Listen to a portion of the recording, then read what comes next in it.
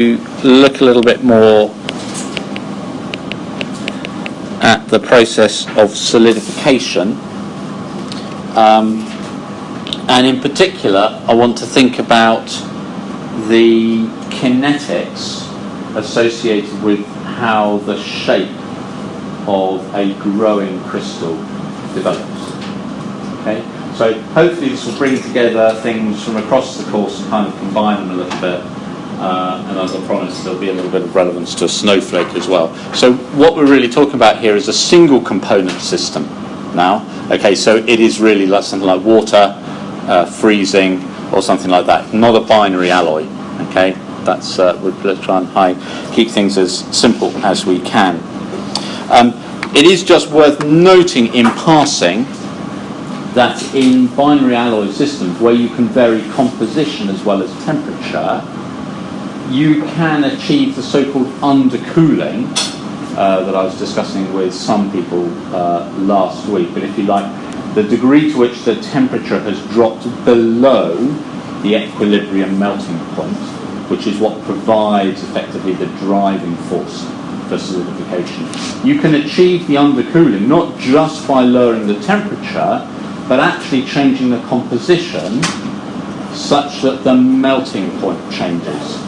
So if you're at fixed temperature, and Martik sent me an email over the weekend asking for clarification about problem sheet 4, that's a case where we consider the actual temperature is constant, but we're considering changes in composition that change the melting point, and therefore the homologous temperature, if you like, is changing. Okay, and so essentially we can achieve an undercooling that way as well. But we're not going to talk about that. Today we're going to think really about dendritic growth, okay, and the effects on microstructure and properties, and essentially that's going to occur because of a competition between a macroscopic driving force which comes from the undercooling, okay, the fact that below the melting temperature the Gibbs free energy of solid is lower than it is of liquid. So you've got liquid, actually it wants to solidify if it can, but also there is a competition between that and the surface energy, the interfacial surface energy that you have to create between the solid and the liquid, and costs energy. And as we saw before, there are those two things that compete. I mean, there's a critical size that you have to get over before your solid will grow. But then if you think as your solid is growing, what happens when molecules attach from the liquid to the solid? Well, they release the latent heat as solidification. So you now have some heat there, which of course increases the temperature and takes it back towards the melting point and actually makes solidification less favourable. So you have actually to be able to conduct that heat away. That heat has to be able to diffuse away from the interface in order for the growth to continue. Otherwise it will just sort of melt itself again. And there's some work by Mullins and Sakirka on what's a linear stability analysis, which we're going to go through, which enables us to tell whether perturbations to, let's say, a spherical shape will grow or shrink. So are there instabilities in the solidification front?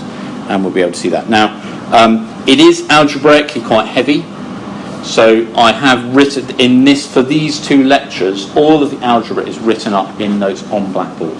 So you don't, and I would advise against trying to copy down all the details of the algebra, because I checked this morning, it is there, okay? You don't need to do it, and you're not going to be asked in the exam about this algebra, okay? Because it's too much, it's too extended to ever be possible to get into a 20-minute exam or a crack exam question, that kind of thing, okay? So relax about that a little bit, okay? So let's start. The first ingredient I talked about was this need to consider how heat diffuses, because you have latent heat being released at the interface, as solidification occurs. And of course, going back right to the beginning of the course, we had Fourier's law, which is a bit like Fick's law, isn't it? Where K here is thermal conductivity. And then, of course, as ever, you can get from that equation to a diffusion-like equation by considering a conservation law. Okay, and in this case, it is the following.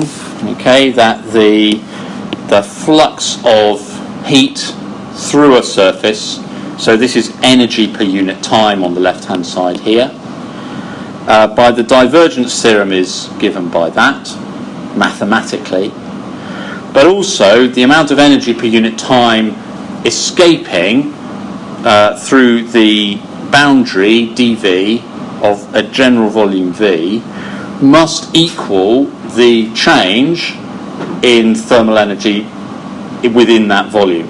Okay, and that's given by heat capacity here. This is a heat capacity per unit volume. Okay, let me write that, make sure that's clear.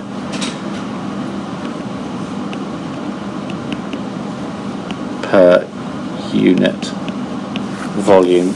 Okay, and that's the rate at which the temperature is changing. You've got a minus sign there because the traditional sense of a flux is outward from a surface, outward from a volume. So if the left-hand side is positive, it means that heat is flowing out of the volume. Therefore, you would expect the temperature to be decreasing. So dt by dt would be negative. Therefore, you want a negative sign there to make both sides positive. Okay, heat capacities obviously are always positive. And therefore that tells us that the divergence of J is given by that. Okay, and then combine that with Fourier's law. So we take that equation, and that will give us, of course, K del squared T, treating K, the thermal conductivity, as a constant.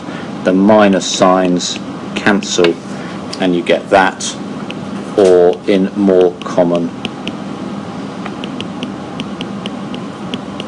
notation this, and we see that here diffusivity for heat is the ratio of the thermal conductivity and the heat capacity. Okay, so let me just write that. So I'm going to write a couple of equations down, which are going to be a couple of our key equations. Okay, so the first one is, this applies both to the solid and to the liquid, but obviously they have different diffusivities. So a subscript S means that refers to the solid, and a subscript L refers to the liquid. Okay, and obviously in each case the thermal conductivity and the heat capacity will both be different for solid and liquid. Okay, is that all right? So very brief recap of derivation of diffusion equation from some sort of Fick-like law at the top. Okay, and we're going to want this to apply this both to the solid and to the liquid, because we're going to need to know what the temperature profile is, okay, in space. Is everyone happy with that? Okay, that's ingredient number one, fairly easier. Ingredient number two is interface motion. Remember before when we looked at precipitation, and we had that ansatz, didn't we, for a solution to the diffusion equation, which kind of met a moving boundary condition. So we're going to need to do that again here, because that's the boundary between solid and liquid, and we've already seen we have two different heat diffusion equations applying in both of those. So, energy conservation. Let's think about that in the context of a moving boundary. Okay, if I take the velocity, okay, v sub n is the normal velocity of the interface. Okay, and I multiply that by the latent heat. Then if I consider a unit area of interface, assuming that's planar, that's moving therefore with velocity. Okay, so it's sweeping out a volume area times this velocity. That's a volume per unit time. Okay, and so if we define L to be latent heat of solidification per unit volume, then this quantity here is energy per unit area of interface per unit time. So in other words, if the amount that the interface progresses as it's progressing, all of the liquid in this volume that is being swept out is turning into solid, it's releasing latent heat. So this is the amount of energy per unit area per unit time that is being released as the interface goes from solid into liquid. Now that has got to equal, okay,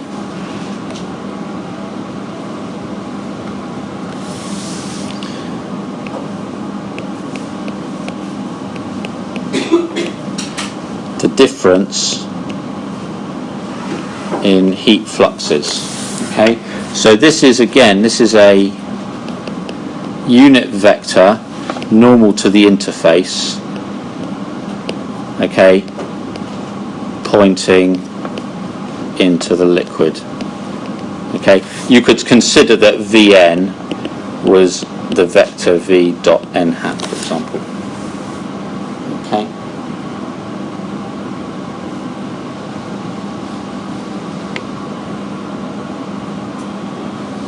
All right. So in other words, all of this heat, as the interface advances, all of this heat that is being generated, once we have got some sort of settled temperature distribution, that heat has got to either be conducted away into the liquid or into the solid. And because the velocity is going into the liquid, then the flux into the liquid comes here with a positive sign, and the flux backwards into the solid comes in with a minus sign. Okay. So we can substitute in from our Fick's law that we had before for heat diffusion here. Okay. And we can just plug in the fact that this is minus, there's the conductivity, there's the gradient of temperature for that. Hold on. Minus. Okay. Solid.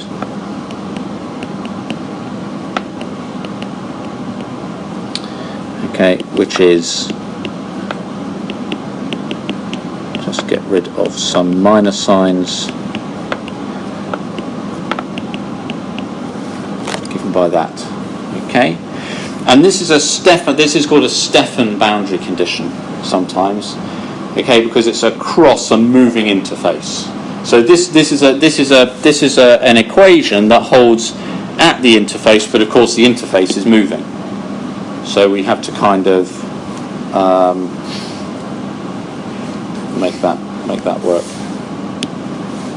Okay, that's the second thing, is dealing with the latent heat that is developed as the interface moves. We have to have something that captures that. Third thing,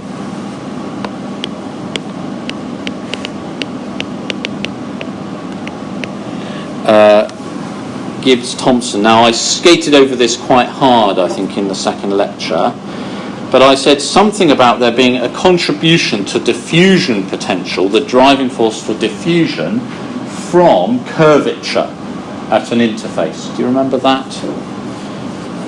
Maybe not. What I said was there's a contribution to diffusion potential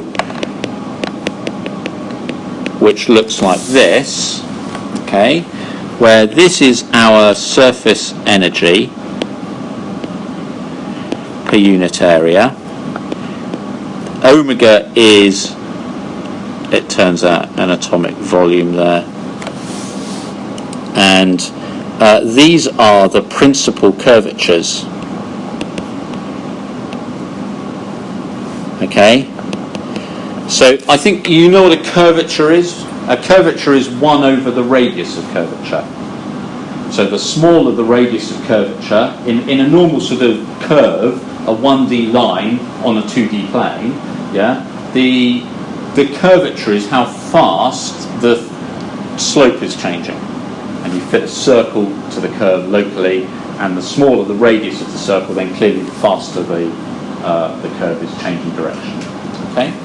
When you've got a surface, a two-dimensional surface in 3 dimensions now, then obviously there's a possibility for it to behave differently in sort of those 2 dimensions. But if locally you were to think about trying to fit an ellipsoid, right, then not only can you change the sort of the major and minor axes of the ellipsoid to try and fit this this surface locally, but you could change the orientation, couldn't you?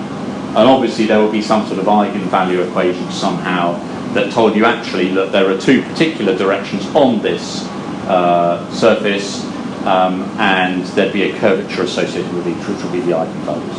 Okay, so hopefully it's not, and if one of the curvatures was positive and one of the curvatures was negative, that would tell you it would be like a saddle point at that particular point. If they're both positive, then it's more like an ellipsoid or something like that. Okay, you don't really need to worry about that in this case because we're only going to consider spheres, so it is really quite easy. But essentially, that's what you have. And do you remember that was kind of justified on the grounds that I drew something like this in 1 dimension, yeah, and said that if you're at this point, if you're at sort of this point here, then the diffusion potential will be higher because it's associated with sort of this interface here.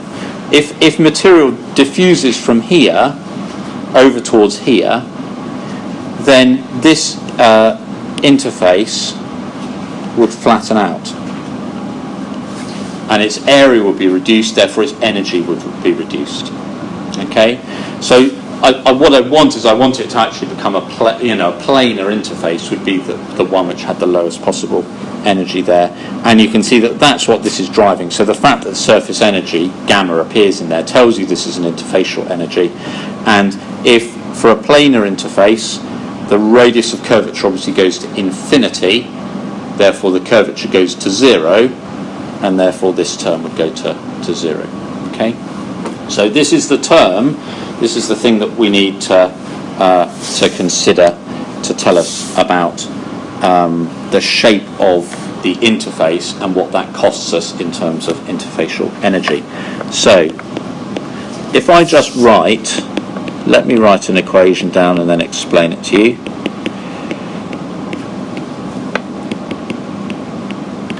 Okay, here is the Gibbs free energy. Okay, it's actually the normal thing where we've got the chemical potential for the liquid and the chemical potential for the solid, and we're remember this is, typically this was an equation here. The first 2 terms on the right hand side we got by constructing the material by taking liquid and solid. In that case it was binary alloys, it was A and B, but here it's liquid and solid, and building it up in the proportion that it will be in the final macroscopic sample. Okay, so small changes to the number of liquid molecules or the number of solid molecules just change the Gibbs free energy by the chemical potential by definition. Okay, but also we have a term here about the cost of the interfacial energy when we're adding these little molecules in, because we may be changing its shape or its area as well.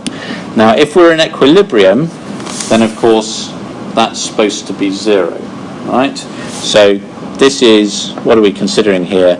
I'm considering I'm at the melting temperature and I'm at some fixed external pressure. Okay? Both of those are fixed. Now, in this case, the total number of molecules is fixed. All we're doing is transferring them between two phases, liquid and solid, and therefore those two infinitesimals must be equal and opposite.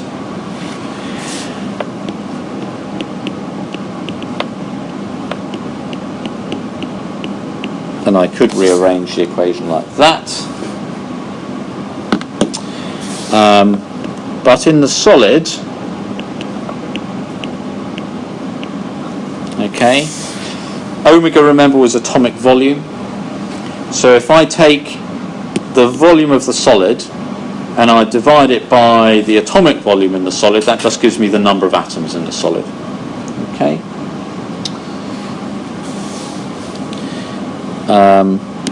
Therefore, I can write dA by dNs is dA by dV, dV by dNs by the chain rule. Okay. The second derivative, dV by dNs here, is clearly just omega s. Yeah. When you divide by the volume, And just this volume here, the volume of the solid, which is the only volume. We have an infinite amount of liquid, we have a finite amount of solid if we're nucleating something here. So this would be the volume of solid, okay? Yes. You could call it V sub S if you want, yeah, that's fine. But the trouble is V sub L is infinite, so I kind of don't need to. Okay, this one here, this is just omega S from here. Okay, dV by dNs is just omega S. And pulling a slight rabbit out of a hat, dA by dV is curvature, total curvature, which is the sum of the two principal values. Okay, that's a bit like radius of curvature, or curvature of just a one-dimensional curve, is d theta by ds. Have you seen that? You know that arc length is radius times angle subtended. So d theta by, so s is r theta, or theta is s divided by r. So d theta by ds is 1 over r. In other words, is curvature. 1 over radius is curvature. So it turns out, and I haven't got time to prove this, but essentially the derivative of area with respect to volume is curvature. That's the definition of it. Okay, and you can think a bit about that. So if I put all of that together now, that tells me that mu L minus mu S is gamma times omega S times kappa. And as I've already said, if it were a planar interface, kappa would be naught, and there would be nothing to do, because for a planar interface, as molecules go from liquid to solid, the area of the interface doesn't change. It's just a plane, it just advances by a uniform amount. There's no change. So there is still that essentially the interfacial energy is just a constant, and it's not affected by how much liquid, how much solid you've got. If you have a spherical one, then dA by dV is, I would do that as dA by dr over dV by dr. Okay, the ratio of those two derivatives. So area is 4 pi r squared. Okay, so you get 8 pi r there. and dV by dr, 4/3 pi r cubed, I get 4 pi r squared there. So it's 2 over r. Okay? Because of course it's 1 over r plus 1 over r. You've got two principal curvatures. They're both 1 over r. So the total curvature is just 2 over r. Okay?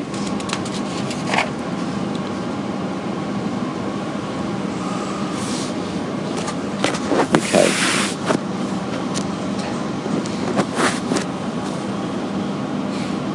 Keep that one in mind.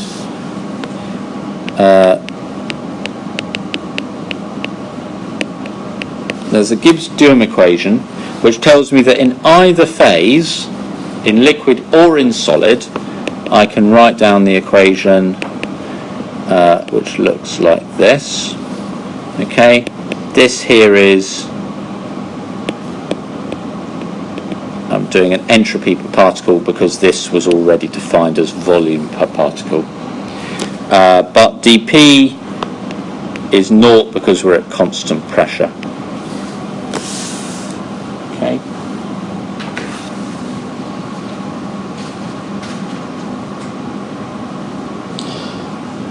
Let's consider this equation to consider the change in the chemical potential resulting from the change in the melting temperature, the bulk melting temperature, okay, because there we know that the chemical potentials in liquid and solid are the same.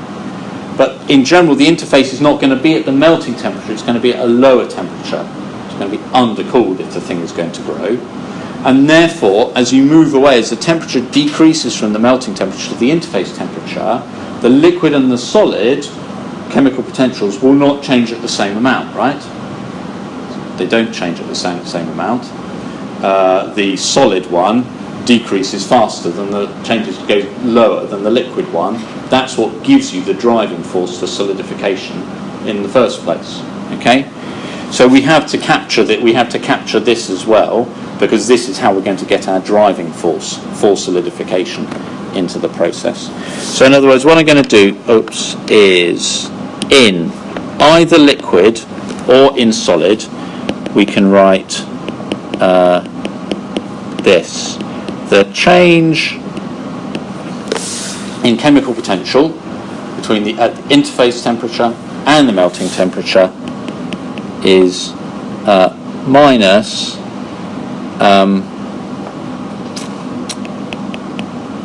I'm going to make an approximation here, delta T. Okay, delta T is Ti minus Tm. So in other words, this equation said, Gibbs-Duhem equation says the change in chemical potential is the entropy times the change in temperature. Now obviously the entropy depends upon temperature, doesn't it? But if we assume that the interface is quite close in temperature to the melting point, then the majority of the right-hand side change is coming from dt, it's just coming from the change in temperature, which I've put in delta T here. Okay, so in other words, we're assuming that the entropy per particle at the interface temperature is pretty much the same as it is at the melting temperature. It will be a next order effect. Okay, the change in entropy is going to itself be proportional to delta T. Okay, so actually that would give a term that was delta T squared, and as you'll see, we're only going to keep first order terms throughout this analysis. Okay, so if I write down this equation for the solid, so I put an S subscript on everything, and then I write it down for the liquid, and then I subtract those two equations, I will get that mu liquid at T interface minus mu liquid at Tm. Okay, that's writing down that for the liquid, and then let's write the same thing down for the solid and subtract them, and then on the right hand side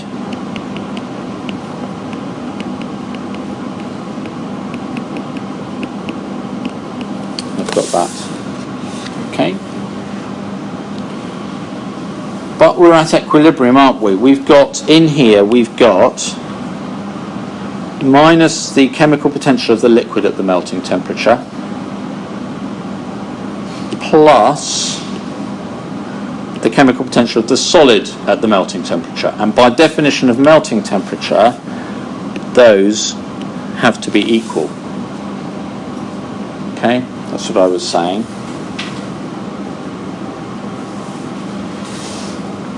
And therefore,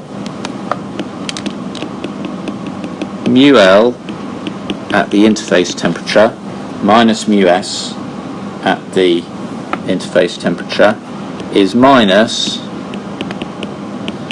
the change in the entropies per particle, the difference in those, times delta T. And from the previous page, that was given by this.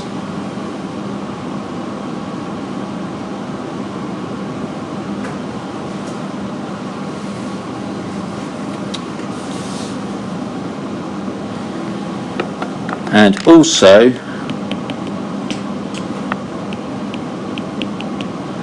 latent heat, when you remember when you've got two phases in equilibrium and you're transferring from one to another, that's at the melting temperature, that's a reversible process, isn't it? So that's one where it's actually very easy to write ds is dq rev over t, because actually the dq rev, the reversible heat, is actually then the latent heat, isn't it? So the difference between, so the entropies, the change in entropies for solidification at the melting temperature is given by the latent heat, which we defined as per unit volume. So we multiply that by the volume per particle and we divide by Tm. That's just from the definition of entropy, okay, as the heat change for a reversible process divided by the temperature at which that occurs. Okay.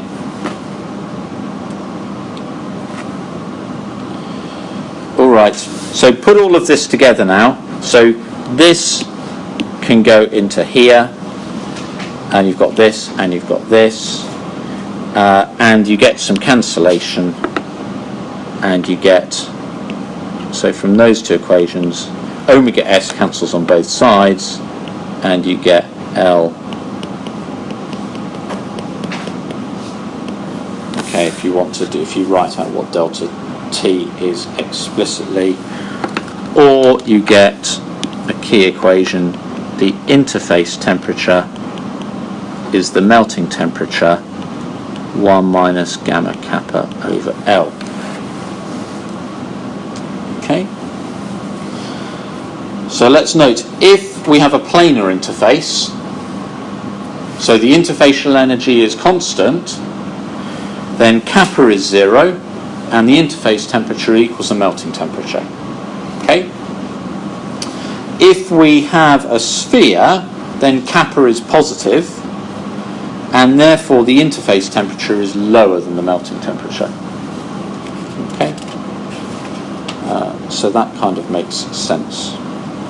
All right, let's just do a brief recap. So I had two equations, heat diffusion equations. I have an equation for the motion of the interface, okay, and the velocity with respect to the latent heat being produced, and I have an equation involving the energy cost of the interface. Okay, so if you like, this is the dry. Here's some.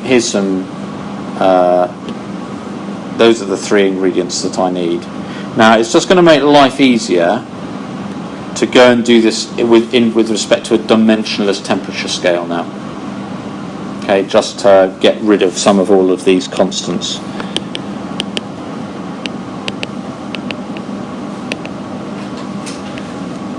So let's define a dimensionless temperature scale, which I'm going to call capital theta. And what do I want to do with what's this temperature scale want to be? Well, first of all, I'm going to make it relative to the melting temperature. So on this new scale, the melting temperature is 0.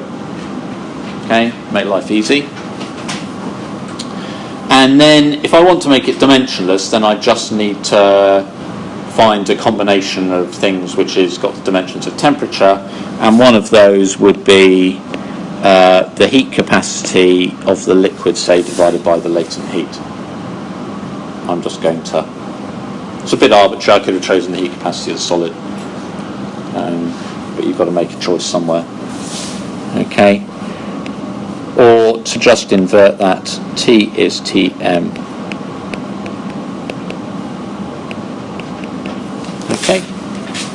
So it's just a linear change of scale, effectively, like, basically this is Celsius or something. We've chosen now 0 to be the melting temperature of this particular thing that we're interested in. Okay. The second with an N, right? It's an 8. Well, it's a capital theta. So a capital theta is... Here we go. Yes, but I draw it... I mean, you're not supposed to do this. The way I draw a capital theta is a big O with a little sort of H in the middle. Because it's like a bar. Imprinted. How do you handwrite a capital theta? Come and show. You don't want to. Did you recognise that that's what that was? There we go. Okay. The reason I'm doing that rather than normal theta is because we're going to do spheres and therefore we're going to use spherical polar coordinates, and so I'm going to have a lowercase theta for the polar angle. I don't want to completely confuse it, right? There are only so many letters in the alphabet. Okay. Now, diffusion equation. Is it obvious that this is trivial to change temperature scale for the diffusion equation? Because the diffusion equation is linear in temperature. Yeah? It's T on both sides, isn't it? Del squared T or dt by dt. So if we make a linear change to T, it's just a linear change to both sides. It doesn't change anything. So I can just write down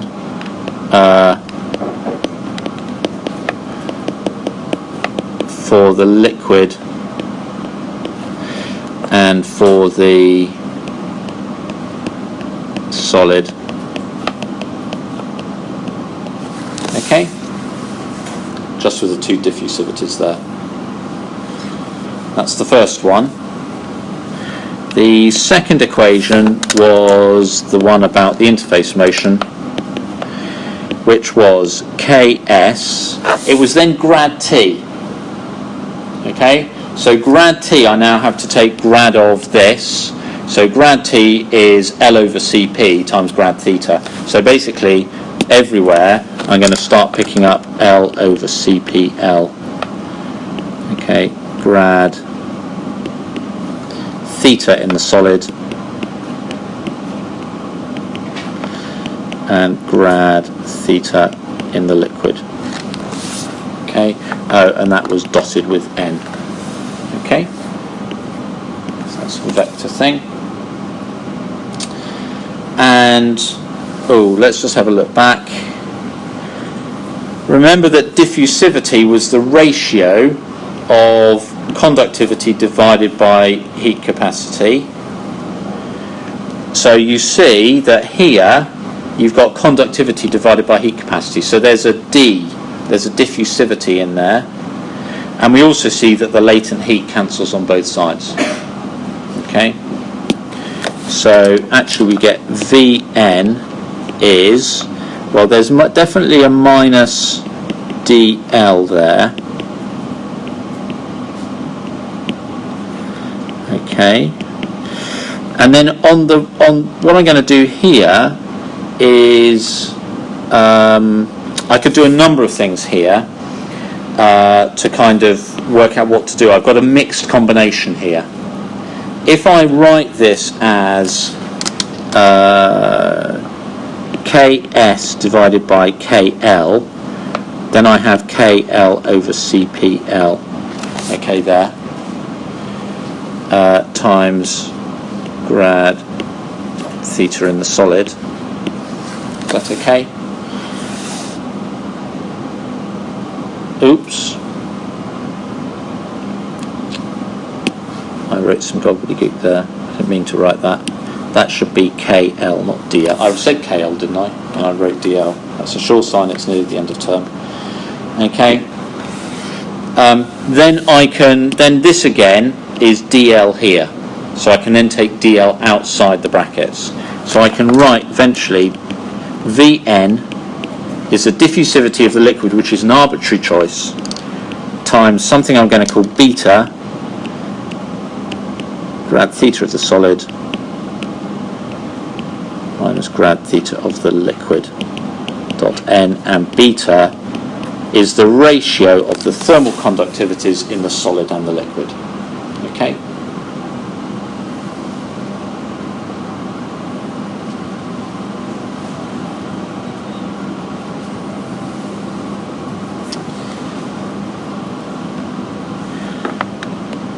So if you want to, that's quite an important line, that's quite an important line, that's quite an important line. Thirdly and finally, we have our expression here. We have this equation at the end here. Okay? And so I can write that as Ti minus Tm, just to rearrange it slightly, is minus gamma kappa over L times Tm. So let's now convert that into our dimensionless temperatures. The difference between two temperatures obviously doesn't depend on the choice of 0, so all we end up doing here is scaling. Okay. So let's multiply Cp over L Ti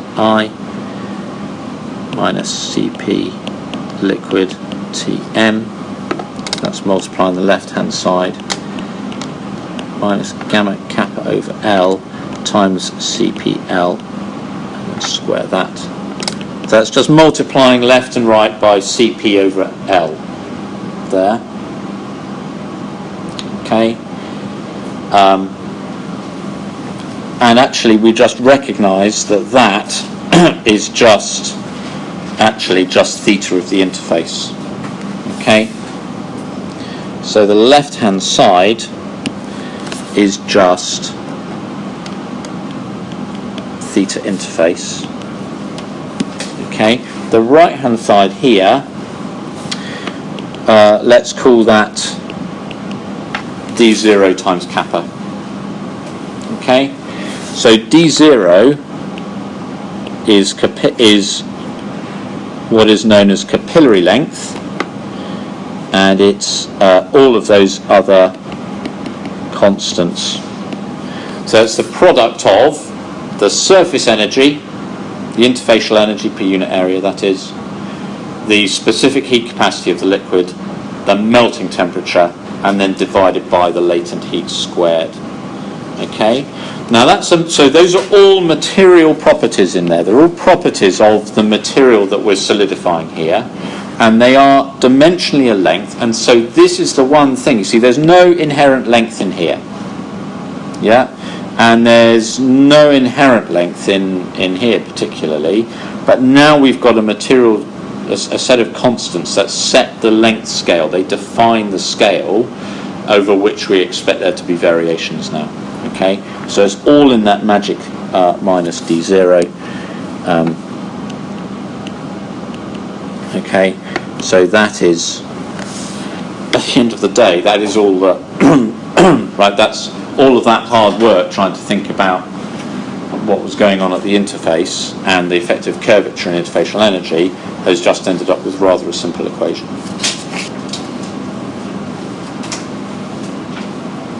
All right, shall we have a break there? Good. I've spent 50 minutes just deriving some equations, some of which we've seen before. Now we need to solve them. So we're going to have a spherical solidification front. That's what we're going to examine. And the undercooling, the driving force for solidification, is in our dimensionless temperature scheme. What do we mean by that? What we mean by that is, what is the temperature far out in the liquid? Okay, and I'm going to call it minus delta because we're expecting that if this thing is growing at all, then the liquid has to be below the melting temperature, so that it will be negative, which means that delta is a positive quantity. And just to be clear, if we were to turn that back into real temperatures, that's what it would be. Okay, so T at infinity is less than Tm, means this bracket is negative. Okay, so this is negative here, therefore delta is positive. Okay.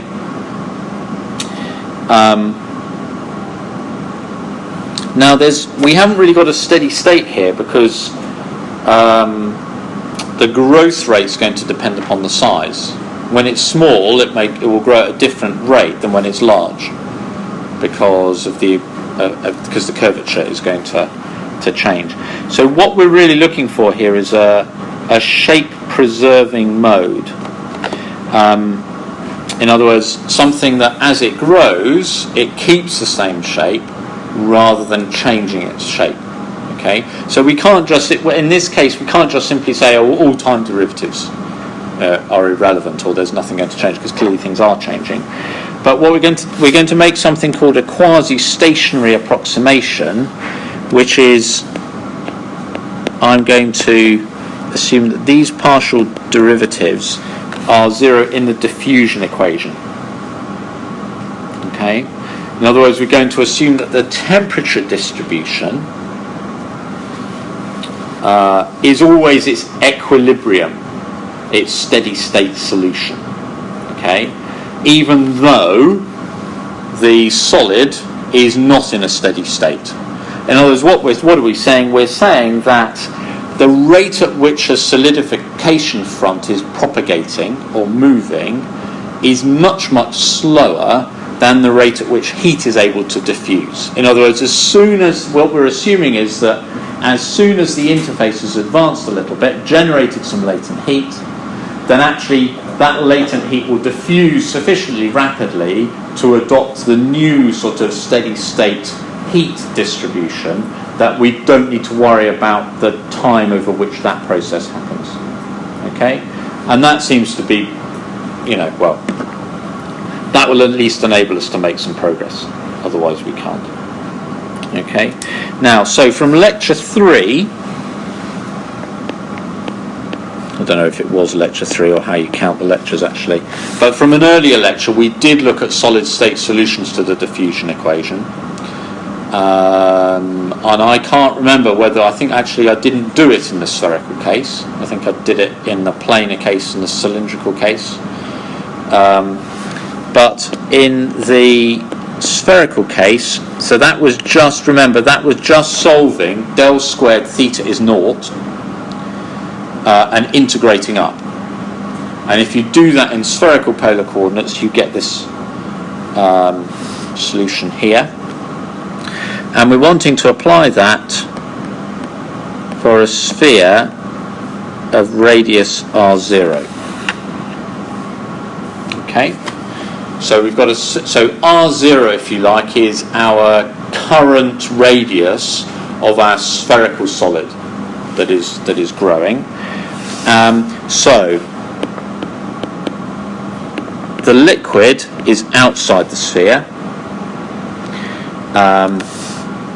And as r tends to infinity, then we see that theta of r tends to b, and we called that minus delta. That was what we defined as the undercooling up here. Okay. That term we don't know yet.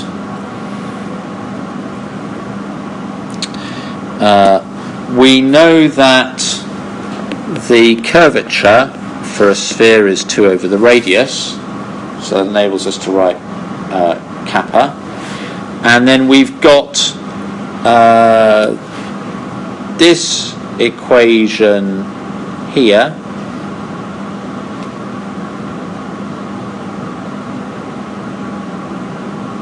okay, for the interfacial temperature. So kappa is 2 over r naught, and theta at the interface is given by minus the capillary length times kappa, which is minus twice the capillary length over the radius. But of course the interface temperature is just the temperature at r equals r0, which is minus a over r0 plus b, but b was minus delta. Okay, so that's just taking our steady state solution for the temperature field and matching it to the undercooling as r tends to infinity in the liquid, and matching it to the interfacial temperature that we have an equation for at r equals r0. And then if I rearrange that, that enables me to find A. Okay, so I can write A, and therefore I can write that this is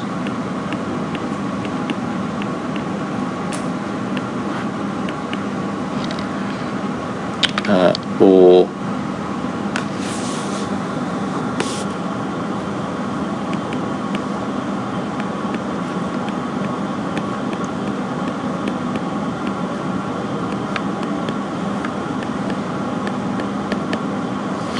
okay, you can fiddle around with algebra, don't worry about that too much, but okay, this is of the form constant divided by r plus another constant, and it's been matched to two boundary conditions. Okay, so we can find A and B, and we can write down the form therefore of the temperature distribution outside the sphere. Inside the sphere, so inside the sphere we've got solid. Again, the temperature distribution, the steady state, would have to be of this form.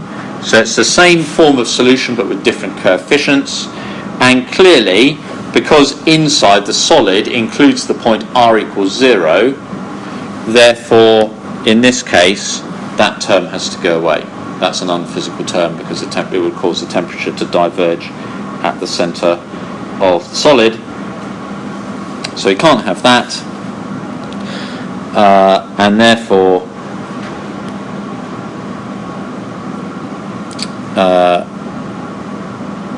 we find therefore that the temperature must be continuous, so it must be the same just inside the interface and just outside the interface. So if we put little r equals r naught, then that must equal the temperature of the interface, theta I, which we already have up here, okay, minus 2d naught over r naught.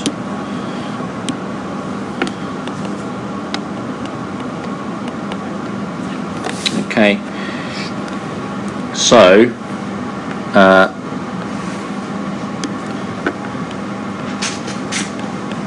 theta over r is r naught over r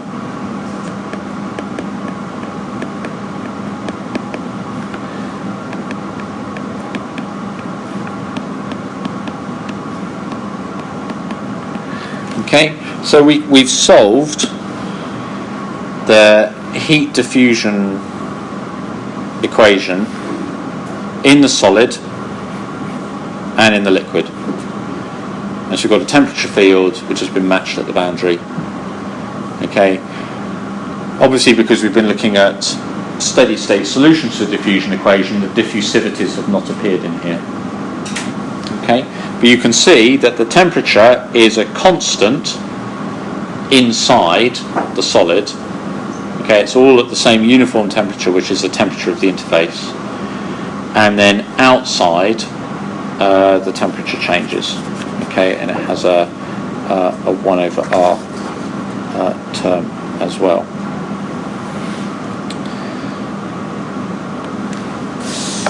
Right. We then had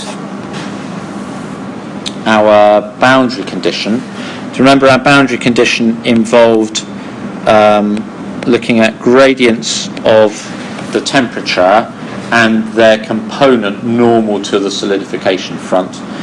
And because this is, just to note that because this is a spherical solidification front, therefore that is just the gradient of the temperature with respect to R.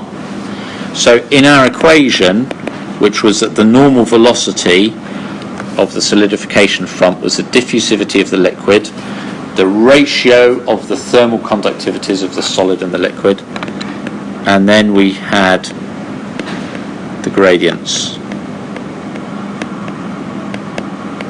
Difference like that. Okay.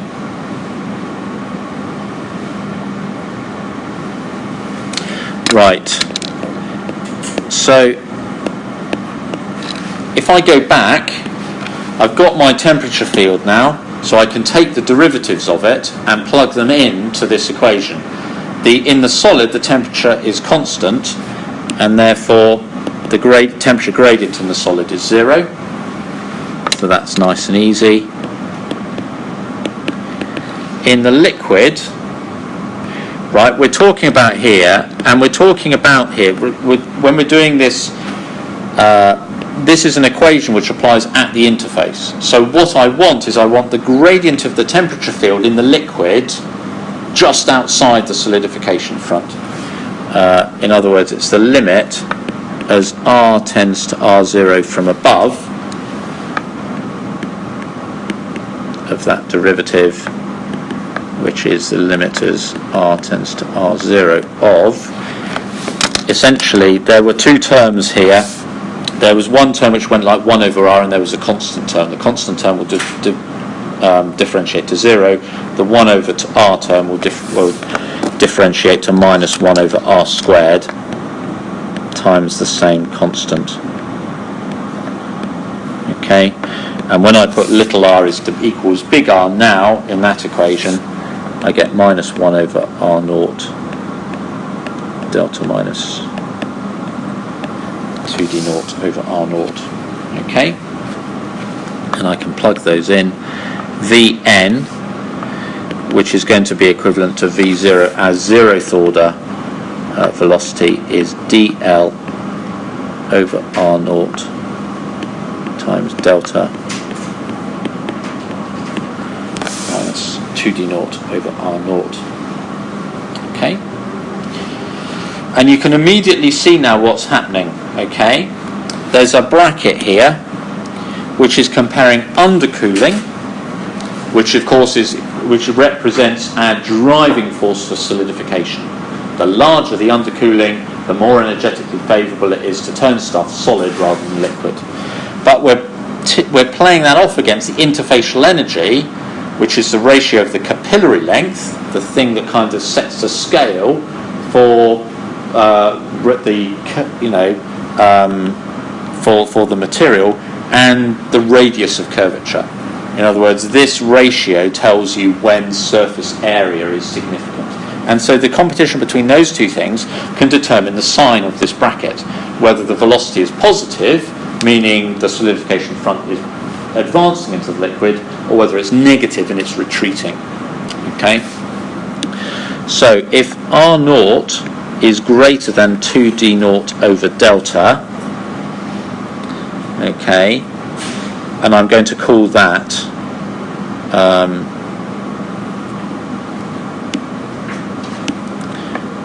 2d naught over delta, I'm going to call R star.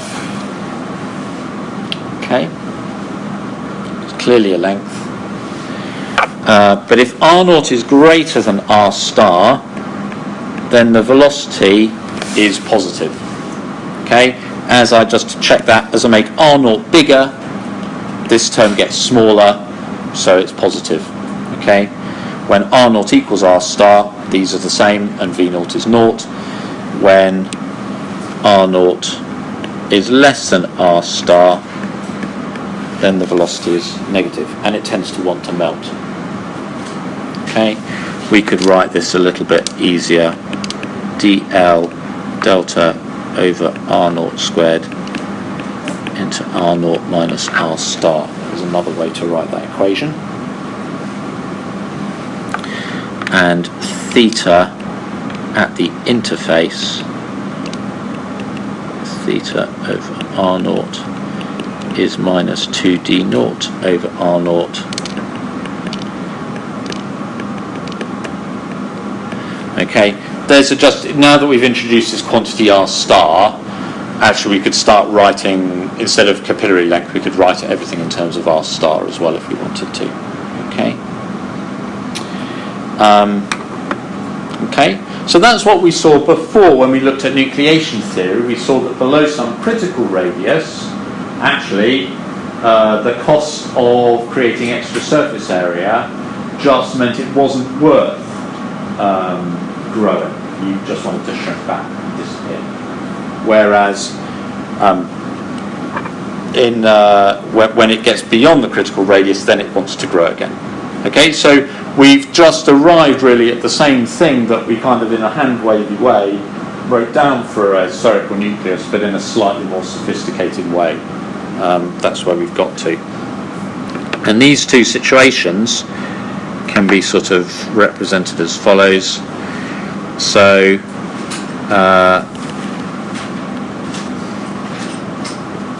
okay, there is, let's do the growing case. Okay, so r naught is bigger than r star. There is minus delta, okay, which is the temperature at infinity, and then we have minus delta r star over r naught is how we can write the temperature at the interface. Okay, and if r naught is bigger than r star, then this is less than 1. So this negative thing, the 0 is somewhere up here, up towards the top of the page, yeah? So that's how it looks. And so the temperature variation is it's constant inside, and then it decreases out to infinity. So the temperature gradient outside is negative. That means that heat is flowing. This latent heat that is being released is flowing away to infinity. The front is advancing and it's growing. Whereas if the opposite situation is where r naught is less than r star, and in this case there's the undercooling there, the interfacial temperature is now lower than the undercooling, and so it looks like that. Okay, and in this case the heat is now flowing from the liquid to the solid to melt it, and it's going to shrink. Okay, so but those are the temperature fields that we've got. Okay,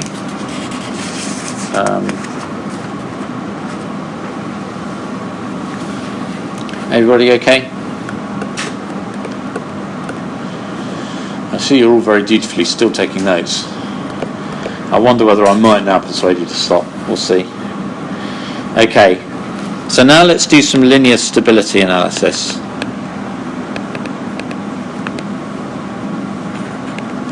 Okay, what do I mean that? We're going to deform the sphere now to some other shape. In other words, we're going to make, in other words, the radius, now we've got a shape where the distance from the origin to the surface now depends upon the polar angles theta and phi. Okay, so obviously our zeroth order thing was just that was a constant, the radius of the sphere that we've got. And now I'm going to add some components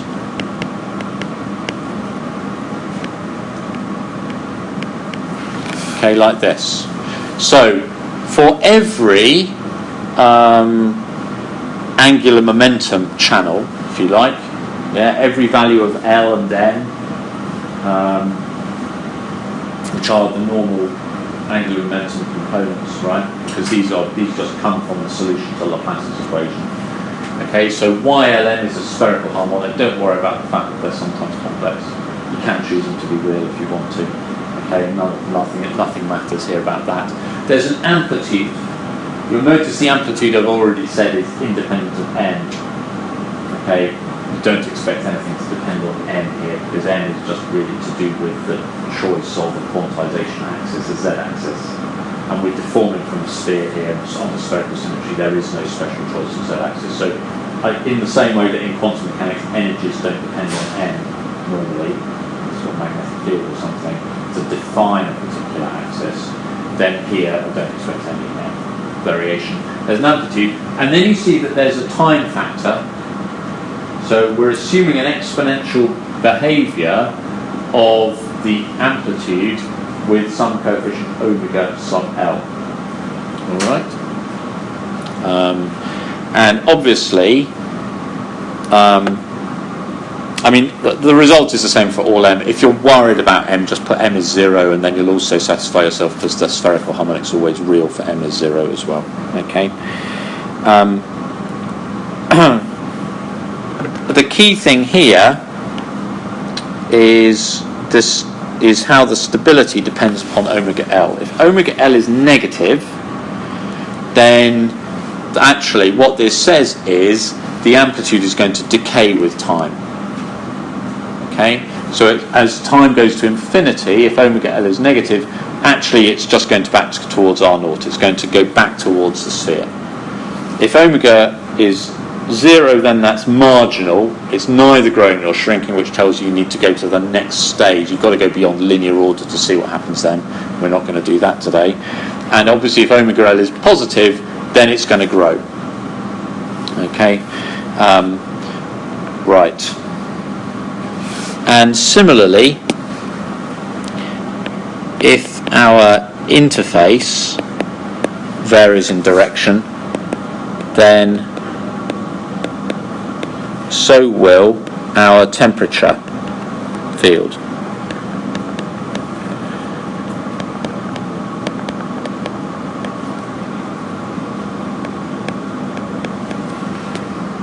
Okay. So what I mean here is this is the solution to the temperature field we just found as zeroth order solution. Okay. And then again, there's a similar expansion for the temperature field with some amplitudes. It now depends upon radius, because this is just the position of an interface. This is now a field which has to cover all space. So this amplitude thing is now R dependent, but it's still got the spherical harmonics. It's still got the growth factor there. Okay, but we are going to assume that the amplitudes are all very small compared to the radius of the sphere, and that the changes in the temperature are also very small, to justify only ever keeping first terms in delta R or delta theta. As soon as we see a delta theta squared, we're going to ignore it. Okay?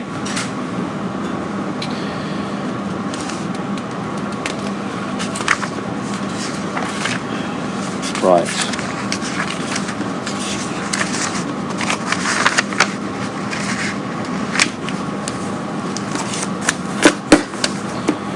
Half an hour.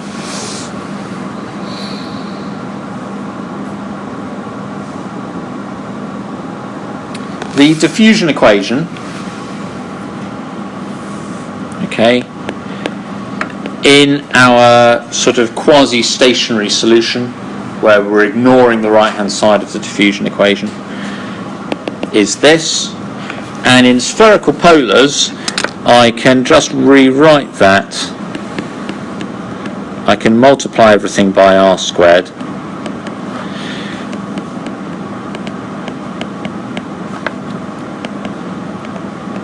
Now you see why I wanted capital theta here.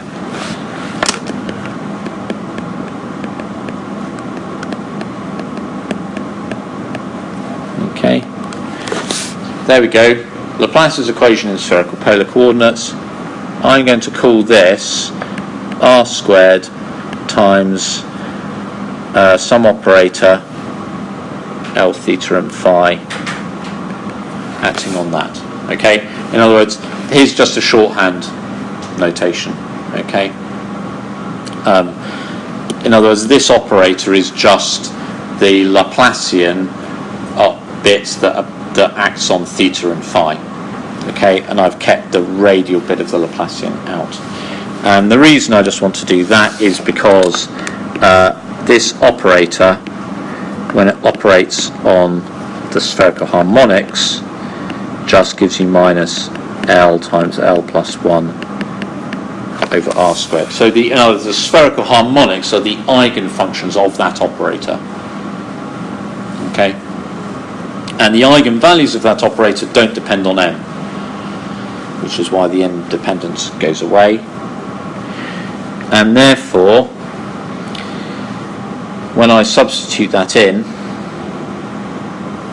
okay, I will get out d by dr of R squared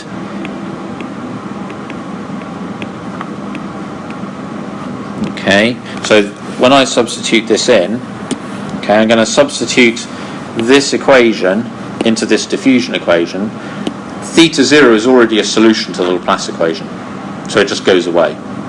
Nothing happens there. Something interesting is only going to happen to this bit here. The radial derivatives in here are only going to operate on this, and they're going to leave y, and they're going to leave e to the omega L. Okay, then the angular bits are only going to operate on the y, and because y is an eigenfunction, they're going to leave y again, and they're going to leave the e to the omega lt alone. Okay, and then naught. So I can divide the letter. The YLM, which would be multiplying both of these terms, can just divide it. And the e to the omega lt, I can just divide and just end up with the radial equation. Is everyone happy with that? Yeah? Okay. So I get this by substituting this into here. Yeah? This is already a solution to Laplace's equation, so it vanishes. And in here, the first term only operates on that bit. The second term only operates on that bit, and in both cases the YLM term survives and the e to the omega lt term survives, so they cancel out because you've got 0 on the right hand side at the end, and you just end up with an ordinary differential equation. This is an example of a homogeneous ordinary differential equation because you're multiplying by r squared here and you're differentiating with respect to r twice. Yep? You don't have any time dependence in the operator. So nope. No, that's right. So whatever you put in whatever factor, as a time dependent factor, you just keep on. Any function of time on the right hand side would always go out. Okay, so what's the point of choosing the exponential? Oh, it will come in other bits. Okay, they will come in other bits. So this is because for the temperature field, we're assuming that the heat diffusion happens much faster than the growth.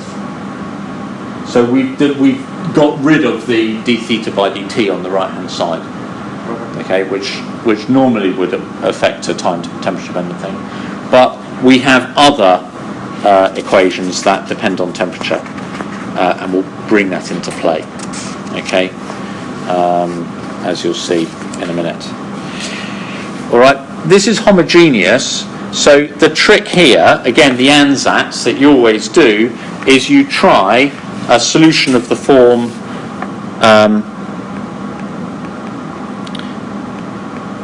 r to some power, because obviously when you differentiate two derivatives is reducing the power by 2, but you're multiplying by r squared as well, so you're bringing it back up by 2, so you expect that to work.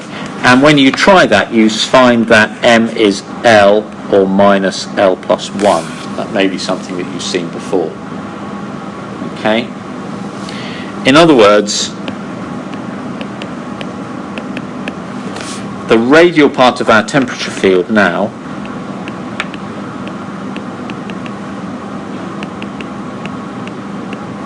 looks like that. Remember, for the steady state, we had a constant over r plus a constant, which is what this reduces to in the event that L is naught, which is the spherical component. Okay, but this is now a generalisation of that to the other components. Okay, and it's probably familiar to you because it looks like dipoles and quadrupoles and things like that. Okay. Now, to avoid singularities, actually,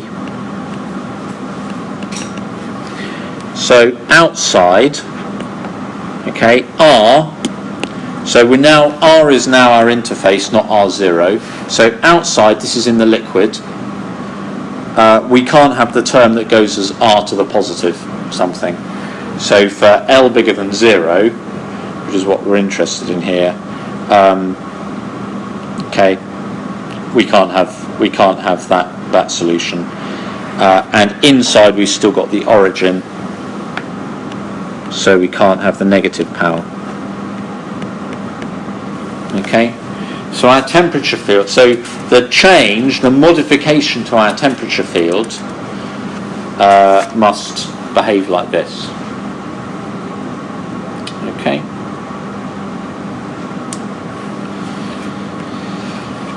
Right, so that says, if we now plug that all back in, okay, so our theta of R, our whole temperature field now, is in the liquid.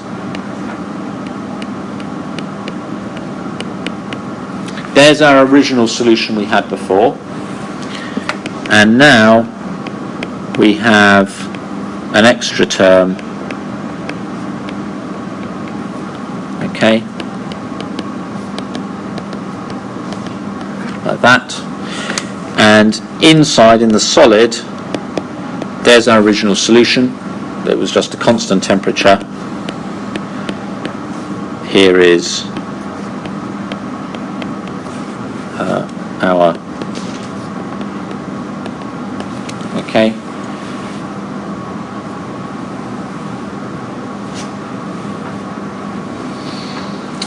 Now these must match, right? But they now match at R equals R. So at R equals R, which is R naught plus delta RL YLM e to the omega LT, these two equations have got to be the same. So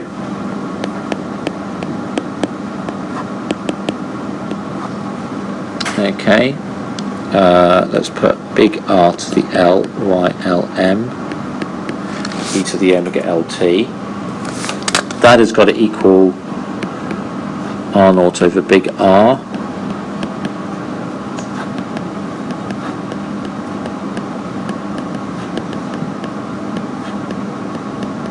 Okay, is that all right?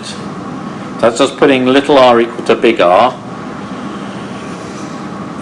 Oh, right. But now, big R is, of course, R naught. So this is substituting for big R in terms of this equation here now, in there. Okay, times YLM e to the omega LT. And that has got to be R naught over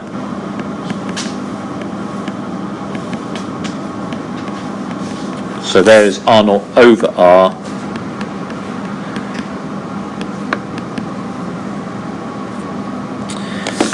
plus AL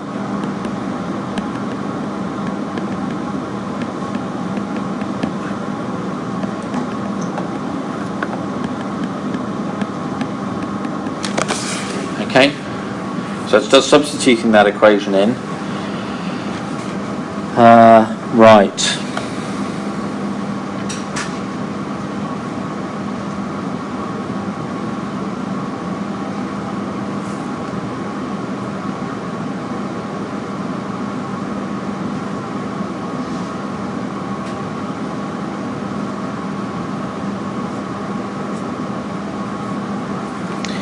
Let's have a look at this one.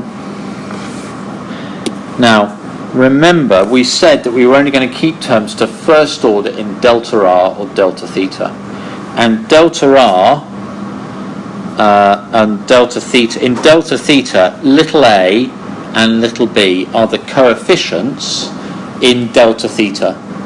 So little a and little b are also of that order delta theta that we're going to be neglecting. So what we see is that in fact this term here is already first order in our perturbation. So okay, BL, if we look at this here, then the next term obviously is going to involve delta RL, but it's going to multiply B, so that would be a second order term. So actually we can forget anything else there. Okay, that's all there is on the left hand side. Okay. But on the right hand side life is going to be a little bit more ugly. We have got a term here which is 1 over r. Okay, so the way that you would do that is that you would divide every term here by r0. So you've actually got, this looks of the form of a constant, okay, which is 0th order, times 1 over 1 plus something small. So 1 over 1 plus x, so x much less than 1, is just 1 minus x. Yep. So this is just equal to, here, delta minus 2d0 over r0 times 1 minus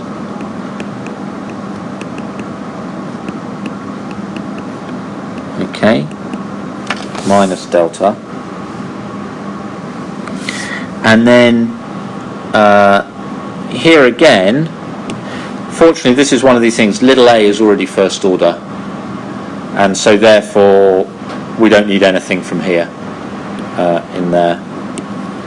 So this is going to be plus AL YLM e to the omega LT over R0 to the L plus 1. Okay.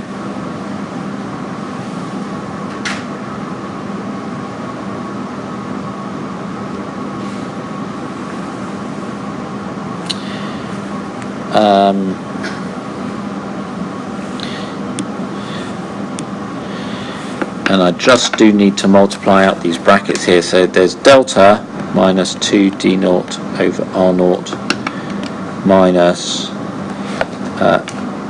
delta over r0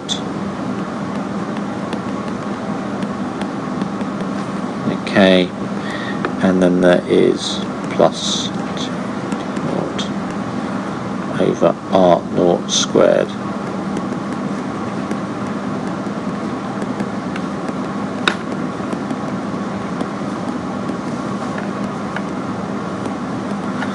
okay.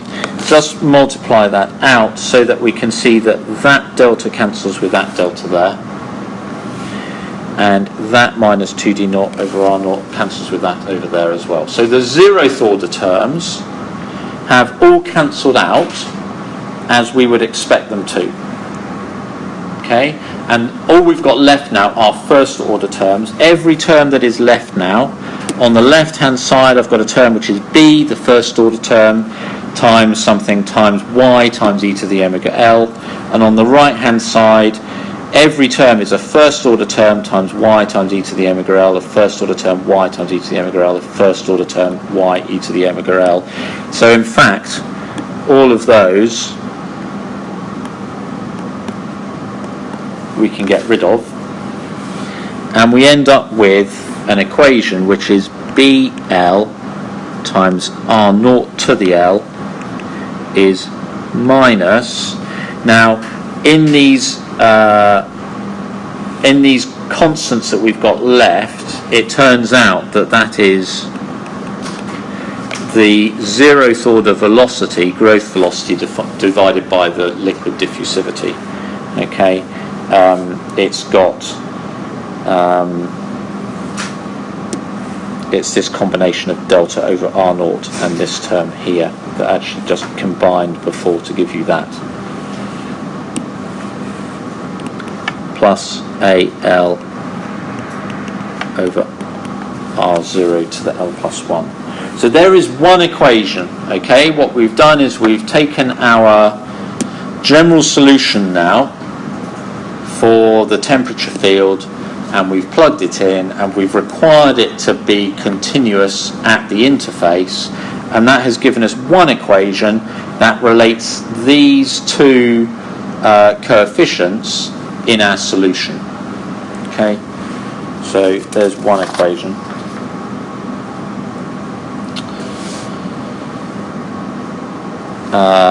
Okay. We ought to go back and reconsider the thing about curvature. Remember that curvature, okay, because before we just used the curvature twice over the radius of the sphere, but now we don't have a sphere exactly anymore. It turns out, he says, plucking a result completely from thin air,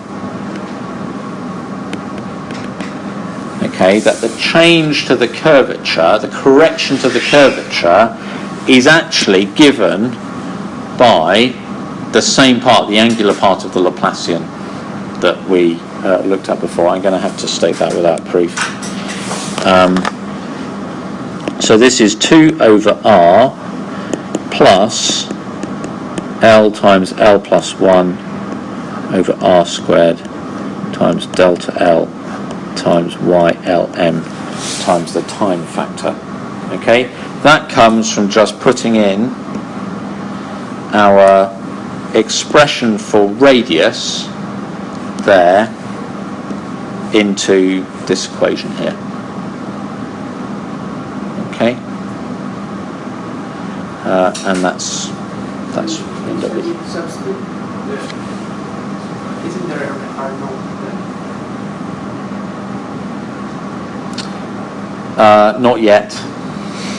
Let me just come here. So this is still with respect to R. Okay. These are not R naughts yet. To make them R naughts, Substituting R to itself. In R. I'm putting little r is big R. Well, something I big R. Okay.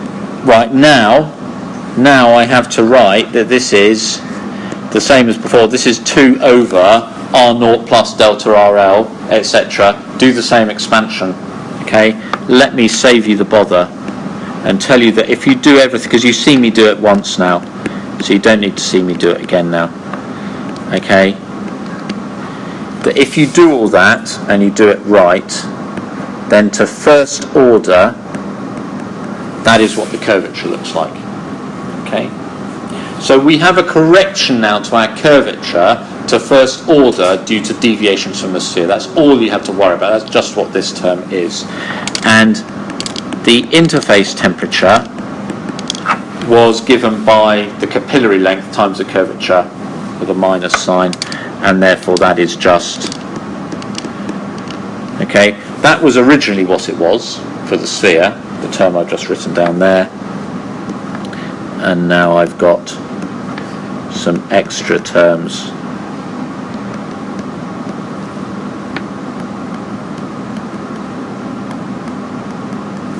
Okay.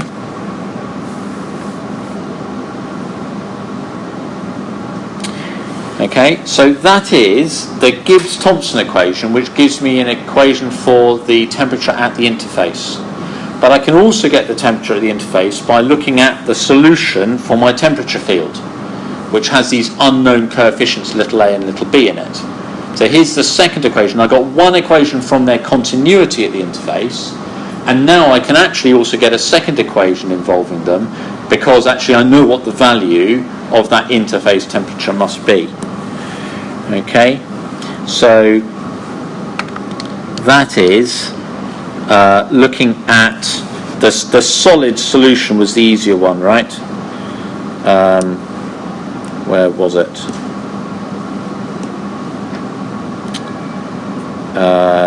Yeah, the solid solution is this one here. The solution in the solid is slightly less writing than the solution in the liquid. I could choose either, but I'm going to choose the solid. Notice it's got minus 2 d naught over r naught again, plus the term in b. Okay, so here I get minus 2 d naught over r naught plus the term in b, and b is already first order, so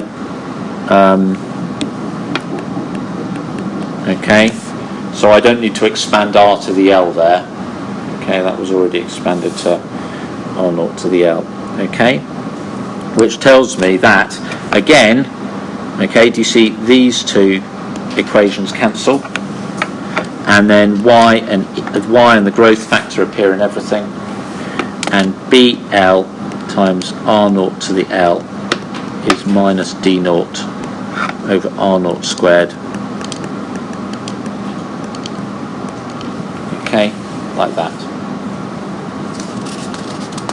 All right. So I've got one equation involving little a and little b there. It also involves delta RL. I don't know delta RL actually, so I've got 3 unknowns in this equation, but I've got one equation involving them there. I've now got a second equation involving them there. I need a third equation. The third equation comes from that conservation equation, that motion of the interface front. Remember the normal velocity of the interface, we said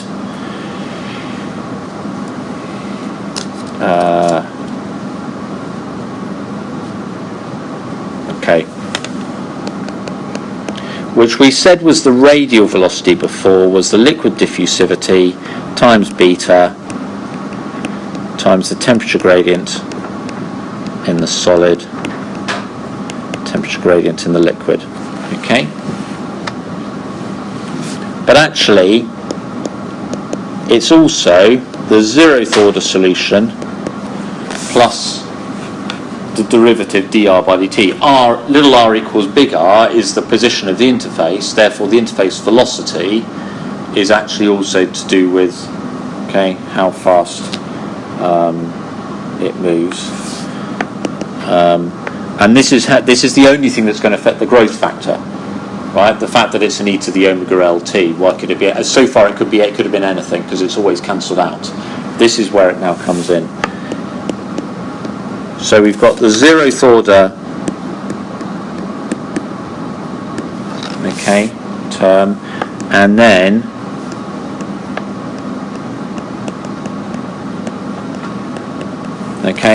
there is a time derivative of our expression for the position of the interface.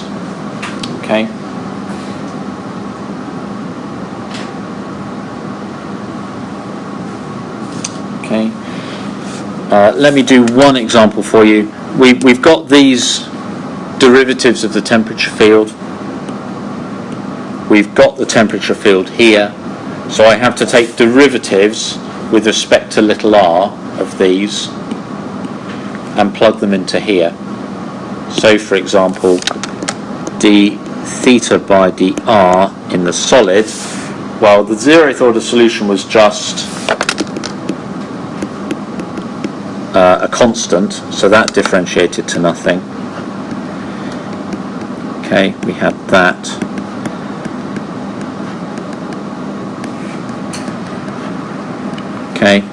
So when I differentiate here, I bring down a power of L. So I get L times BL times R to the L minus 1 times Y times E. And because this is first order, because B is first order already, I don't need to worry about any extra terms from the big R, so I can put that equal to 0. I have to do the same for the liquid one. So take the solution in the liquid, take a derivative of that with respect to little r, go and calculate that, take the limit as little r goes to big R, work it all out. The 0th order terms again cancel, as we expect them to, and the equation that we'll get is omega L times delta RL, that's from the right hand side here, has got to equal beta times the diffusivity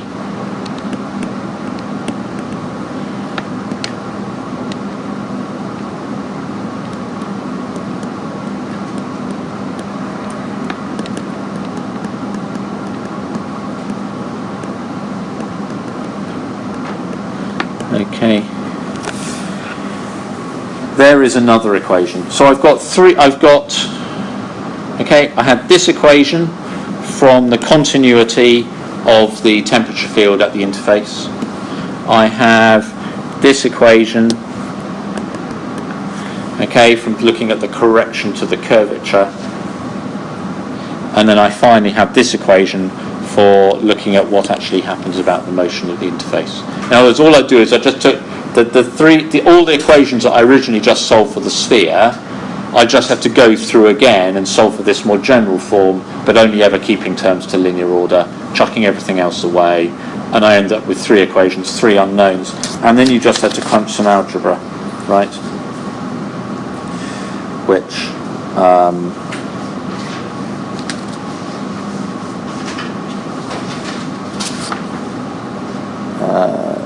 Which is not very interesting.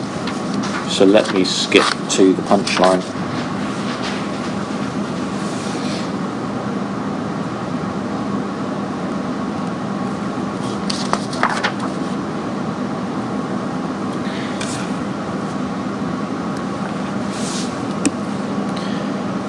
Omega L, the growth rate for a mode L looks like this: 1 minus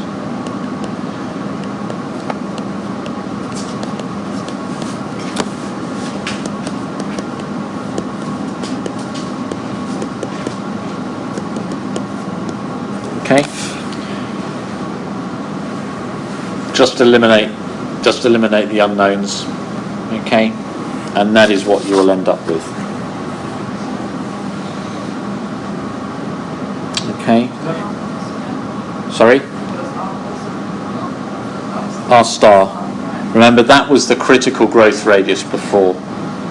Okay? So that means that for certain modes, you will have a negative omega, others will have right. So, for L is 0 is just our propagating spherical front. Okay? Remember, we've always said that actually we're in a solution where we just have a growing sphere or a shrinking sphere here. So we're not really interested in L is 0, that's our 0th order solution. But the interesting thing is, first of all, L is 1 is always marginal. Omega L is always 0 here. So L is 1 would be a dipole mode, something that wanted to kind of shunt, make it a bit lopsided, this spherical front, and grow one side and shrink the other side. And you see that's marginal. In other words, we can't really say anything about that one here. But if R0, at the point where R0 is just above R star, so we've just got above that critical radius where actually it wants to grow, then notice that that's where this denominator is very small. Okay? Therefore potentially you're right that's very small, so this is very large and negative. Yeah, for L is greater than 1, this is positive, so it's stable, okay, just above that frequency. The mode we can consider a mode becoming stable when this vanishes, okay, when this square bracket vanishes here. And we can say, well, let's say omega L equals 0 for